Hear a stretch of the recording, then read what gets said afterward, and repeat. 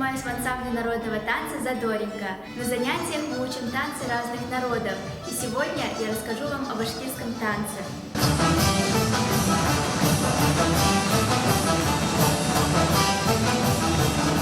Ни один праздник у башкир не обходился без танца. Просматривая яркие эмоциональные башкирские танцы, самому так и хочется пуститься в пляс.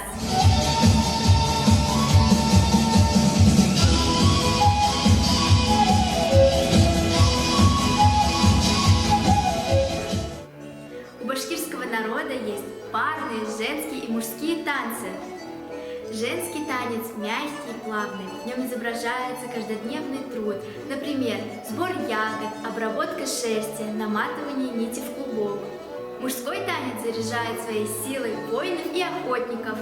Вся жизнь башкир была тесно связана с природой, поэтому многие танцы были связаны с подражанием животным, например, волкам.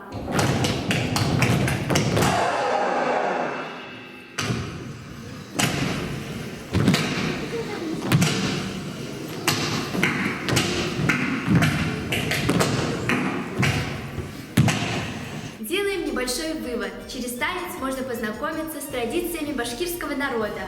Надеюсь, вам понравилось. Спасибо за внимание. Хау булага!